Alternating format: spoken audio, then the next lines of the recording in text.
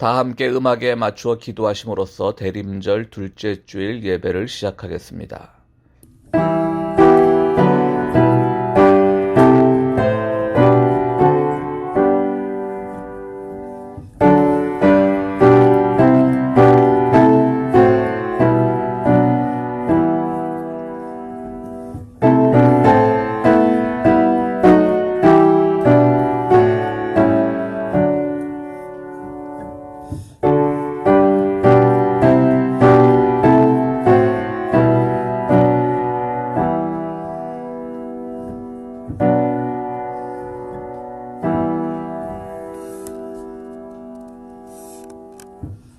거룩하시고 자비로우신 하나님, 세상의 달력은 마지막을 향해 가고 있는 이때에 주님께서는 대림의 기쁨을 통하여 우리에게 새 희망을 주심을 감사드립니다.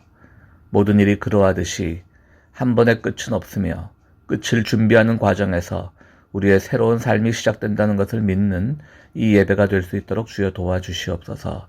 종말은 새로운 시작이며 고통은 희망의 시작이며 삶의 괴로움은 주님께서 예비하신 또 다른 즐거움을 위한 준비의 단계라는 것을 대림절을 통해 우리가 깊이 깨달아가는 체험이 있게 도와주시옵소서. 우리가 이렇게 멀리서 서로가 얼굴을 보지 못하며 예배를 드리지만 하나님께서는 우리 각자의 마음에 찾아오셔서 우리에게 희망이 되어주시고 우리에게 모든 기도를 응답하여 주실 것을 우리는 믿습니다. 정말 지루하도록 계속되는 이 코로나 정국이 사람들의 지혜와 하나님의 은혜로 말미암아 빨리 극복될 수 있도록 우리에게 주님 함께하여 주시옵소서. 그리하여 우리의 모든 고통과 고민이 주님의 은혜 가운데 속히 해결될 수 있는 그날이 오기를 주님께 다시 한번 간절히 빌어봅니다. 주님, 각 가정에서 또는 이 어려운 시국에도 각 일터에서 일을 해야 하는 우리의 교우들, 그들의 건강을 지켜주시고 무엇보다도 세상의 소문이 더욱더 코로나 확산이라고 하는 그것들로 인해 흉흉해지고 있는 이때에 우리의 마음은 흉흉하지 않도록 도와주시고 우리의 건강을 더욱더 지켜주시고 주님, 우리가 이럴 때일수록 더욱더 고통받는 이웃들을 위하여 기도할 수 있는 마음도 우리에게 허락하여 주시옵소서.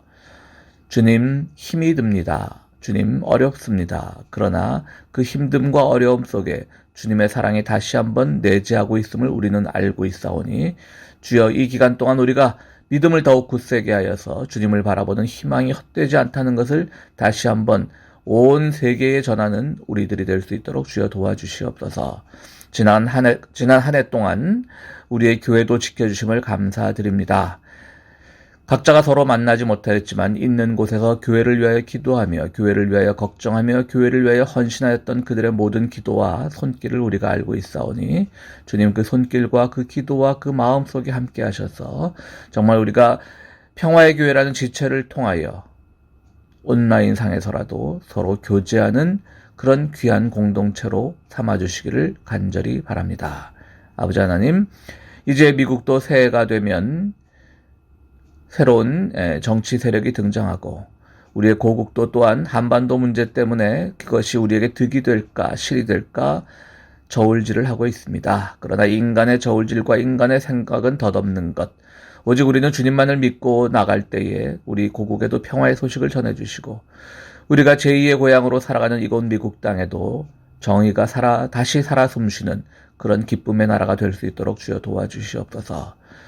지금 학교에도 가지 못하는 우리의 자녀들 기억하여 주시고 그들이 가정에서 가족들과 함께 더 많은 시간을 보낼 때에 이 기간이 우리의 사랑과 우리의 가족애를 더욱더 확인하는 귀한 시간이 될 수 있도록 도와주시고 그들의 젊은 시절에 뜻하지 않았던 이러한 경험이 괴로웠던 경험보다는 가족과의 사랑, 이웃과의 연대를 통하여 더욱더 기쁘고 즐거웠던 기억으로만 남아있을 수 있도록 주여 도와주시옵소서.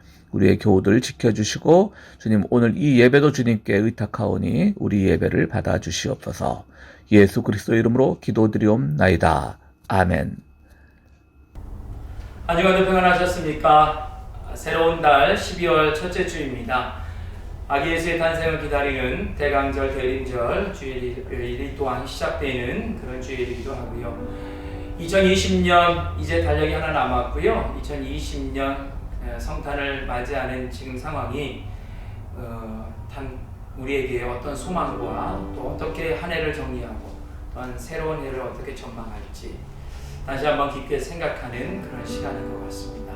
오늘도 흩어져 있지만 우리가 찬양으로 또 예배함으로 하나님께 집중하는 시간이었으면 좋겠고요. 우리 함께 드릴 찬양은요, 먼저 그 나라와 의를 구하라, 하나님의 뜻을 다시 한번 생각하는 그런 시간이었으면 좋겠습니다. 함께 찬양하겠습니다.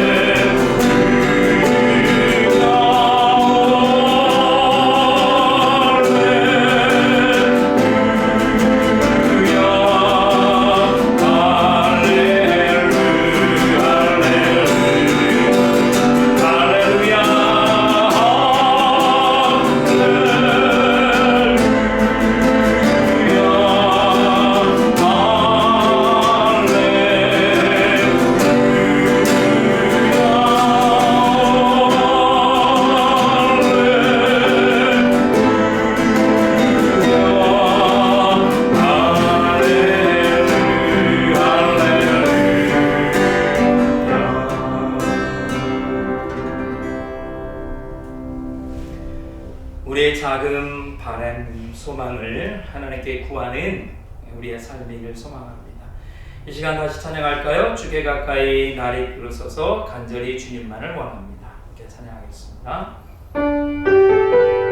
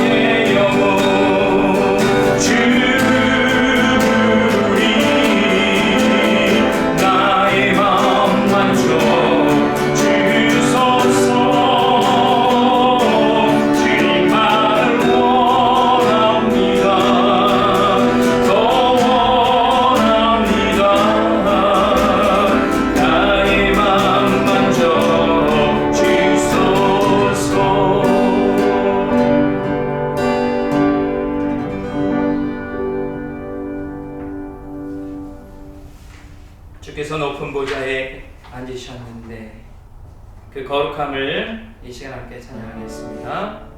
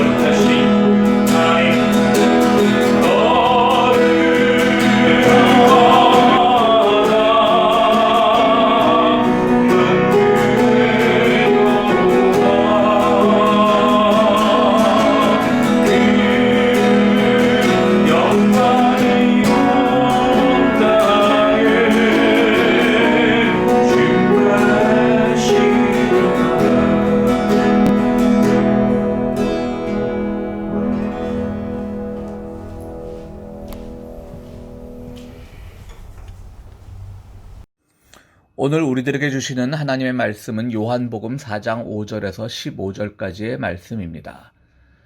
예수께서 사마리아에 있는 수가라는 마을에 이르셨다. 이 마을은 야곱이 아들 요셉에게 준 땅에 가까운 곳이며 야곱의 운물이 거기에 있었다. 예수께서 길을 가시다가 피로하셔서 운물가에 앉으셨다. 때는 오정쯤이었다. 한 사마리아 여자가 물을 기르러 나왔다. 예수께서 그 여자에게 마실 물을 좀 달라고 말씀하셨다. 제자들은 먹을 것을 사러 동네에 들어가서 그 자리에 없었다. 사마리아 여자가 예수께 말하였다. 선생님은 유대 사람인데 어떻게 사마리아 여자인 나에게 물을 달라고 하십니까? 유대 사람은 사마리아 사람과 상종하지 않기 때문이다. 예수께서 그 여자에게 대답하셨다. 내가 하나님의 선물을 알고 또 너에게 물을 달라는 사람이 누구인지를 알았더라면 도리어 내가 그에게 청하였을 것이고 그는 너에게 생수를 주었을 것이다. 여자가 말하였다. 선생님에게는 두레박도 없고 이 운물은 깊은데 선생님은 어디에서 생수를 구하신다는 말입니까? 선생님이 우리 조상 야곱보다 더 위대하신 분이란 말입니까? 그는 우리에게 이 운물을 주었고 그와 그 자녀들과 그 가축까지 다 이 운물의 물을 마셨습니다. 예수께서 말씀하셨다. 이 물을 마시는 사람은 다시 목마를 것이다. 그러나 내가 주는 물을 마시는 사람은 영원히 목마르지 아니할 것이다. 내가 주는 말은 그 사람 속에서 영생에 이르게 하는 샘물이 될 것이다. 그 여자가 말하였다. 선생님, 그 물을 나에게 주셔서 내가 목마르지도 않고 또 물을 기르러 여기까지 나오지도 않게 해 주십시오. 아멘. 수도가 없던 시절 물을 공급받던 운물은 매우 중요한 역할을 했기 때문에 여러 신화나 전설에서 아주 고귀하게 다뤄지고 있습니다. 우리나라의 그 신화인 박혁거세 신화를 봐도 그가 아래서 태어났다고 하지요. 그런데 그가 태어난 곳이 바로 나정, 운물정자를 떠서 나정이라고 하는 운물가에서 그렇게 태어났다는 전승도 있습니다. 뭐 성경의 역사인 이스라엘도 그렇게 다르지 않죠. 뭐 전설이라기보다는 운물이 여러 사건에서 매우 중요한 역할을 합니다. 그 중에 제일 중요한 역할을 한 것은 이삭의 운물이죠. 창세기에 나오는 이삭이 그 지역 유목민들과 부딪히면서 여러 번 운물을 양보하죠. 그가 운물을 열심히 파놓으면 지역 기득권 그 주민들이 와서 운물을 빼앗고 그럼 또 양보하고 또 하나님도 새로운 운물을 주시고 그랬던 유명한 이삭의 운물 사건도 있습니다. 우리 해방 신학, 가톨릭 신학을 로마 중심의 가톨릭 신학에서 남미의 그 억압받는 상황으로 재해석한 해방 신학의 기초를 놓은 구티에레즈 신부는 해방 신학이라는 아주 유명한 책도 썼지만 그렇게 두껍지 않은 우리의 운물에서 생수를 마시련다라고 하는 얇은 책을 쓴 적이 있습니다. 그 책은 뭐냐면 각 나라별로 신앙이라고 하는 것은 그들만의 고유한 영성을 가져야 된다는 그런 의미죠.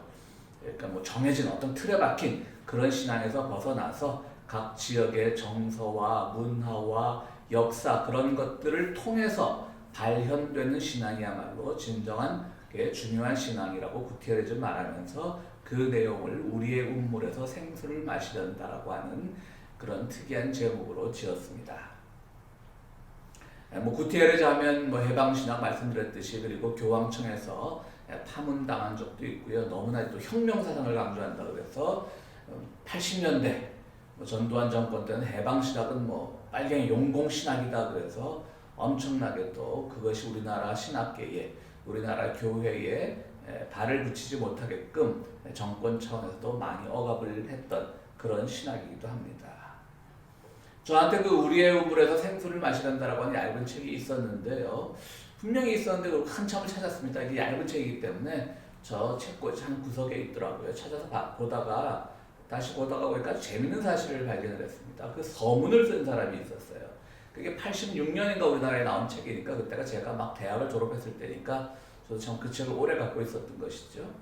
그 당시는 못 느꼈는데 그때 서문을 쓴 사람을 이름이 보니까 앙리 뉴엔이에요. 앙리 뉴안. 이 사람이 누구지? 라고 생각을 하니까 뭐냐면 헨리 나우엔이라고 요즘에 영성으로 아주 유명한 물론 고인이 됐으니까 요즘이라고 하긴 그렇지만 우리나라의 그 보수 복음주의 개신교에 많은 영향을 미친 영성 신학에 관계된 책들을 많이 쓴 헨리 나우엔 신부입니다. 이분은 가톨릭 신부인데도요. 우리나라 개신교에서도 가톨릭을 뭐 이단이나 그런 사람들 많잖아요. 그런데 이 헨리 나우엔의 책은 아주 많이 번역됐습니다. 그것도 복음주의 책을 많이 번역해내던 두란노라고 하는 온누리 계통 계열의 그 출판사에서도 이 헨리 나우엔의 책을 많이 출판을 했었는데요. 번역 출판을 했었는데요. 앙리, 그러니까 불어식으로 하면 앙리가 되겠죠. 앙리 뉴엔이 바로 헨리 나우엔이었어요. 저는 그 당시 몰랐어요. 헨리 나우엔이 우리나라에 알려지기 시작한 게 막 유명해지기 시작한 게 90년대 중후반부터니까 뭐 80년대 중반에 책을 번역한 사람도 그랬고 그때 헨리 나우엔이 유명했으면 헨리 나우엔이라는 이름을 썼겠죠. 근데 번역한 사람도 그냥 앙리 뉴엔 이렇게 써가지고 헷갈리게 했는데요. 제가 왜 말씀을 드리냐면 헨리 나우엔은 물론 그분 자체를 우리가 보수적이라고 할 수는 없지만 굉장히 개인의 영성 그리고 그 영성이 사회와 어떻게 만날 것인가에 대해서 정말 한국의 복음주의자들이 딱 좋아할 내용들을 많이 담고 있는 분이에요. 그러니까 경건한 분이죠. 반대로 구티에레즈라고 하는 그 카톨릭 해방신학의 기초를 놓은 그 신부는 뭐 혁명, 용공 이런 걸로 하면 맨날 이름이 거론되는 그런 좀, 그것도 많이 그분에 대한 그 곡해가 있지만 어쨌든 우리의 인식에는 좀 과격한 신부 이런 인식이 있잖아요. 그런데 헨리 나우엔이 남미에서 6개월 동안 사목 생활을 하면서, 그러니까 카톨릭 목회 생활을 하면서 구티에레즈를 알게 된 거예요. 근데 그분이 쓴 책 우리의 우물에서 생수를 마시란다를 보고 그게 출판된다는 것을 알고 거기에 서문을 썼어요. 이건 감동적이다 정말. 너무너무 좋은 책입니다. 이 보수와 진보라는 게 따로 없는 거예요, 여러분들. 하나님 말씀 안에서는 다 하나인 거예요. 그러니까 한국에서 보수하는 사람들은요, 뭐 미국에도 마찬가지지만요, 그건 신앙이 아니죠. 신학이 아닌 거예요. 그냥 자기들의 뭐라 그럴까요? 자기들의 기득권을 옹호하려는 세력밖에 되지 않는 것이죠. 이 앙리 뉴헨 헨리 나우엔이 구티에르즈의 그 우리의 우물에서 생수를 마시는데 서문을 쓴 사실을 보고 제가 하나 기억나는 게 있는데요. 우리나라 그 무교회주의자 김교신 선생, 굉장히 이성적으로 신학을 했던 분으로 유명하죠. 교회라는 그분이 교회 제도 자체를 부정한 분은 아닙니다. 당시 일제시대에서 제기득을 못하던 그 교회를 부정한 것이죠. 근데 어쨌든 이분은 굉장히 연구적인, 학자적인 신앙인이었죠. 당시 비슷한 시대에 감리교 부흥사 중에 이용도라고 하는 분이 있었습니다. 이분은 굉장히 청빈하고 정말 그런 부흥사인데 지금은 복권이 됐지만 그 당시에는 이제 너무 그래서 한국 감리교에서도 이단으로 이분을 파문을 했댔어요. 근데 이분은 너무너무 순결하고 너무너무 정말 부흥사에서 막 하늘에도 왔다 갔다 한 그런 경험들도 얘기하고요. 굉장히 좀 이성적인 신앙을 가진 사람들에게는 잘 받아들여지지 않는 분이었죠. 근데 그분의 삶이 청빈해서요, 결국은 30대 초반의 나이에 어디 강원도 통천인가 어디서 부흥회를 다녀오다가 그냥 어떤 가난한 사람이 옷을 벗어주고는 동사하셨어요. 얼어 죽으셨어요. 30대 초반에. 그러니까 지금의 부흥사들하고 완전히 딴판이죠. 뭐 부흥사가 기독교에만 있는 것은 아니죠. 우리 불교 부흥사이신 그 해민이라고 하는 분, 그분이 뭐 정말 누구에게 옷을 벗어줬다는 얘기는 못 들었죠. 그런데 제가 왜 이 말씀을 드리냐면, 근데 김교신 선생의 신앙의 입장에서 보면 이 이용도 같은 사람은 굉장히 정말 신비적이고 말도 안 되는 소리를 하는 거예요. 자기가 하늘에 갔다 왔다는 뭐 삼층천 체험도 하고 그런 분이니까요. 근데요, 그분의 글을 보면, 김교신 선생의 글을 보면 이용도 선생을 아주 높게 평가하고 있어요. 그러니까 서로 신앙을 하는 형태는 다르지만 순수하고 순결하고 그들의 마음에 어떤 사심이 없다는 것을 알고, 김교신 선생은 전혀 자기와는 다른 형태로 신앙생활하는 이용도 목사님을 높게 평가한 그런 글도 있습니다. 개인의 영성과 사회적인 영성, 그리고 사회 참여, 이런 것들은 함께 가야 될 것이지 서로 모순되는 것이 아닙니다. 헨리 나우엔은 또 동성애자로도 알려져 있죠. 그래서 그것 때문에 그분도 역시 많이 고민을 했습니다, 개인적으로. 그렇기 때문에 캐나다의 그 장애인 단체에 들어가서 라르시 공동체라고 하는 그 단체에 들어가서 오랫동안 이제 사역하고, 그러다 거기서 이제 숨을 거두셨는데요. 동성애자라고 해서 그냥 이성애자가 더 성적으로 문란한 사람들이 많은데, 동성애자라고 하면 한국교회에서는 그냥 다 성적으로 문란한 사람이라고 보고, 또 카톨릭 하면 이단이라고 그러고, 왜 그런 사람의 책은 잘 읽습니까? 또 그런데 오히려 헨리 나우엔은 지금 이 개신교에도 훨씬 인기 있는 작가거든요. 그러니까 그런 것들은 중요한 게 아니라고 하는 것이죠. 그런 것들은 사소한 차이라고 하는 것이죠. 물론 교리라는 걸 무시하자는 게 아니다. 교리라는 것은요, 그 자체가 진리가 아니라는 것이에요. 우리가 서로 신앙이 서로 어울리지 않을 때, 뭔가 서로 모순점이 있을 때 이것을 어떻게 풀어야 되는가에 대해서 하나의 지침이 되는 것이 교리지. 그러니까 교리를 무시할 수는 없지만 교리에 매몰되어서는 안 된다고 하는 것이죠. 그러니까 우리의 우물에서 생수를 마시란다고 하는 것은, 말씀드렸듯이 로마 중심의 카톨릭이 이제 남미에 억압받는 상황에서 제대로 해석돼야 된다라는 점에서 바로 구티에레즈 신부는 그런 책을 쓴 것입니다. 우리 민담에 이런 얘기가 있다고 해요. 우리 다시 우물 얘기로 돌아오면요. 우리의 우물에 생수를 마시던다라 생각하면서 우리나라 전통에서는 우물을 관리하는 방법으로 우물을 덮지 않는다는 말이 있다고 합니다. 우물을 덮지 않는데요. 우물하면 덮을 것 같은데 뭐 먼지도 들어가고 그럴까봐. 물론 어릴 때 기억으로는 뭐 고향 내려가면 우물 덮개 같은 거 입고 그랬던 건 있죠. 물론 기억은 있지만 본래 우물을 덮지 않는다라는 말이 있었다고 합니다. 왜냐하면 우물이 하늘을 쳐다봐야 된다는 거예요. 우물이 물 깊은 땅 속에서 하늘을 쳐다봐야 되는 거예요. 그러면 하늘의 은하수가 내려와서 맑은 우물이 될 수 있도록 만든다는 것이죠. 물론 우리 민간 전생에서 내려오는 말이지만요. 참 아름답지 않습니까? 하늘의 은하수가 우물 속으로 내려와서 맑은 물을 만든다. 여러분 그 아름다운 시로 우리에게 유명한 이혜인 수녀 잘 아시죠? 이혜인 수녀가 쓴 산문집에 두레박이라는 게 있어요. 그 두레박은 이렇게 시작합니다. 긴 두레박을 하늘에 대며, 두레박은 물 뜨는 건데 그걸 하늘에 댄다는 얘기죠. 하늘은 구름을 안고 움직이고 있다. 나는 세월을 안고 움직이고 있다. 내가 살아있는 날엔 항상 하늘이 열려 있다. 살아있는 모든 것들이 하늘과 함께 움직이고 있다. 아름답죠? 오늘 우물 얘기가 깁니다. 황현산이라고 하는 고려대학교 불문과에서 오랫동안 가르치다가 은퇴하셔서 활동하시다가 재작년인가 이제 별세하신 황현산이라는 평론가가 있는데 제가 그분의 글을 아주 좋아합니다. 근데 오늘 설교 제목 우물에서 하늘 보기는 그분의 평론집의 제목이기도 합니다.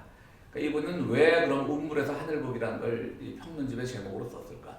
또 우물에서 하늘을 본다는 게 제가 오늘 아름다운 말만 여러분들에게 소개했는데 또 약간 부정적인 말도 있죠. 뭐 우물한 개구리처럼 우물안의 개구리는 그 안에서 이 자기가 보이는 조그만 우물의 입구 그것만이 전 세계인 줄 안다는 점에서 좀 비아냥거리는 표현인데요. 바로 이 말을 역설적으로 이제 황현산 평론가께서 뭐라고 하냐면 평론가라는 건 남이 써놓은 시를 자기의 잣대로만 보니까 결국 우물안 개구리밖에 될 수 없지만 실제로는 그 시 자체에는 우리가 생각하지 못한 더 깊고 아름다운 사상들이 담겨져 있다라는 뜻에서 우물에서 하늘 보기라는 평론집을 낸 거죠. 그러니까 결국은 우물안 개구리라는 것도 그렇게 부정적으로만 볼 건 아니라는 것이죠. 좁은 우물에서 하늘을 봐도 그것만이 하늘이라는 걸 알고 있지만 실제 하늘의 세계는 또한 더 넓어서 우리에게 많은 가르침을 준다라고 하는 그런 의미지요.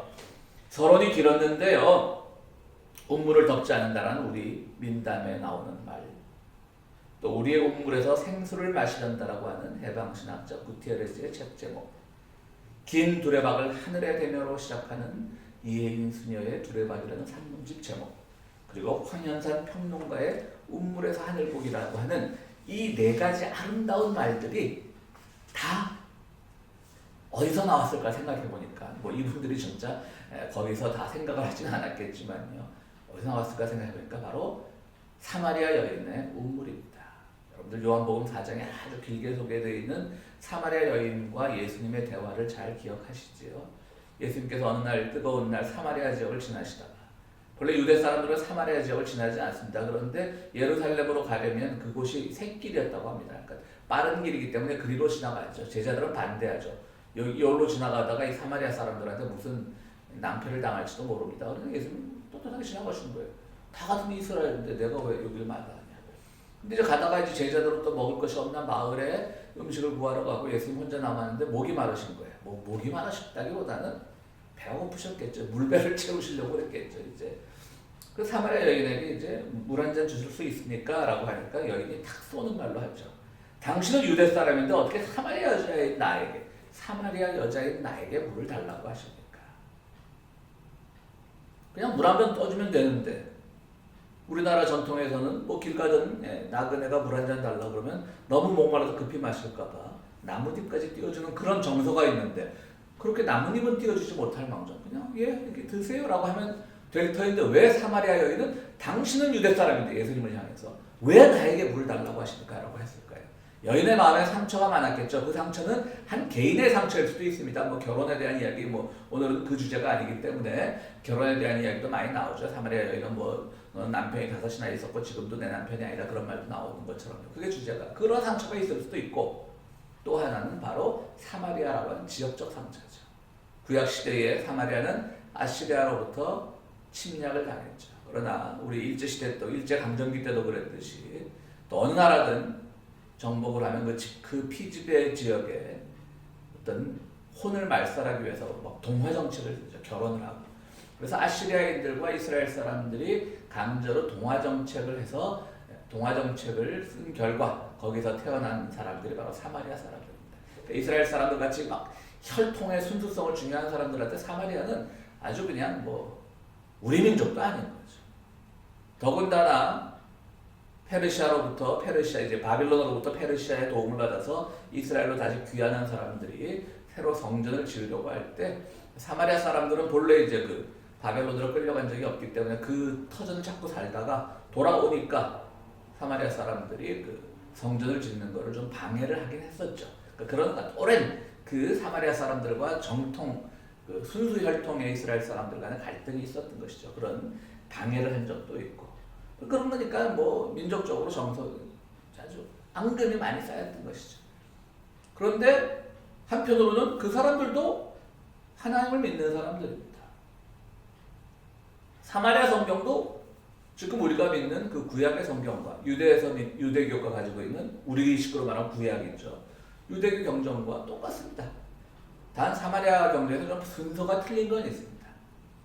지금 우리가 가진 그 구약 성경의 순서와는 좀 틀리긴 하지만 다르긴 하지만 뭐 틀린 게 아니라 다르긴 하지만 똑같은 성경을 씁니다. 똑같이 하나님을 믿습니다.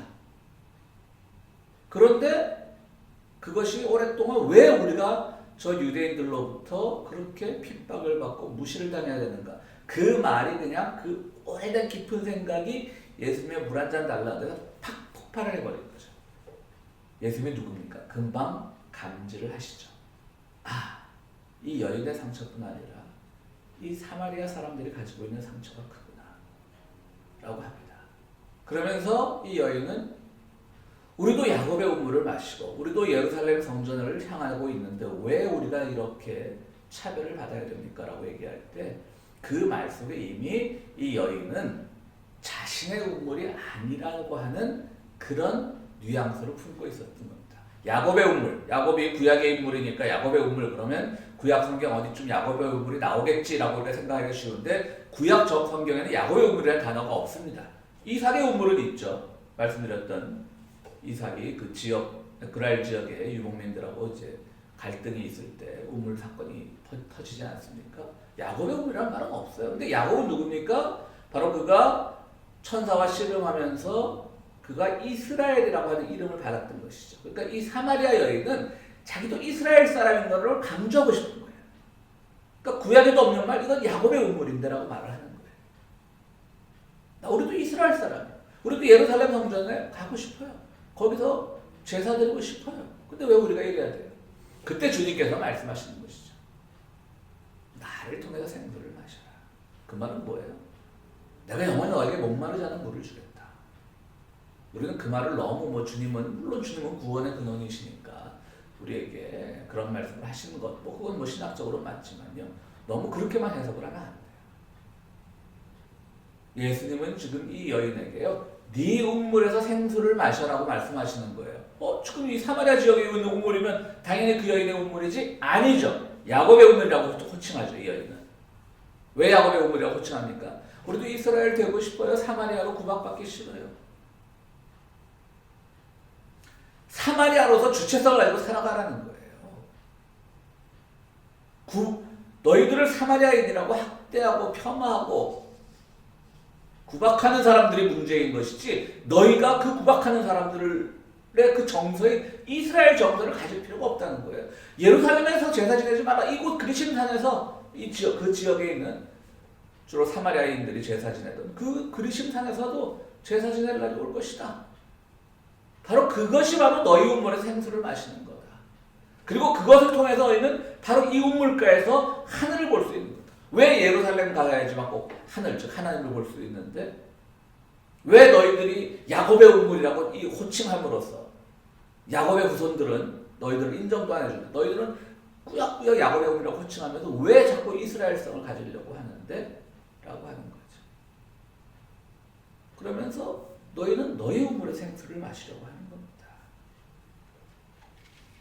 참 우리 주님 대단하시죠. 여인은 하늘을 보지 못하고 너무 과거와 자신의 근원에 집중되어 있습니다. 그 운물은 말씀드렸듯이 자신의 운물이 아니었습니다. 주님은 그것이 뭐가 너희가 사마리아인이라고 폄하되고 차별받는 것이 왜 꼭 극복해야 되는 것인데 너희들은 그런 대로 그 자체에서 오히려 하나님을 만날 수 있고 그 우물가에서 하늘을 볼 수 있다는 거다.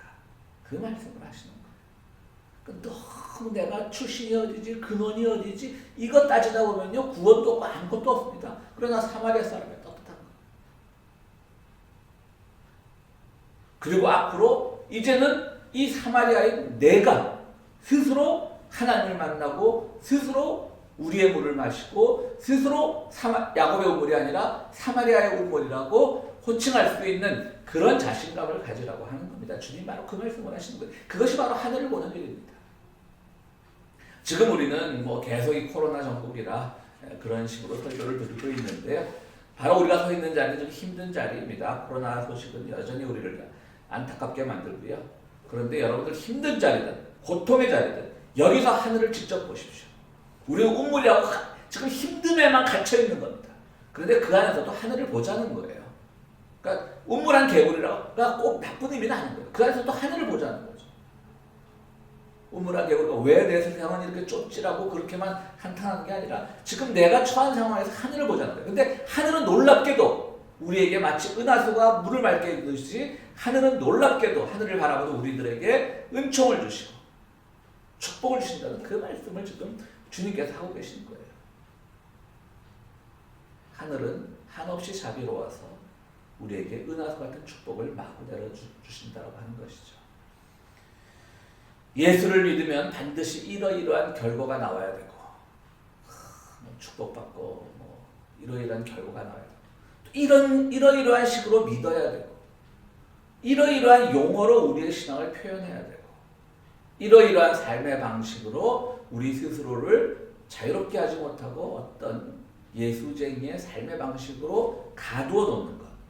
그거는 정말 우물의 그 외벽, 내벽, 그 벽돌만 보는 겁니다. 돌벽만 보는 겁니다. 거기서 하늘을 봐야 되는 것이죠. 왜냐하면 그렇게 보는 건 자기의 우물이 아닌 거예요.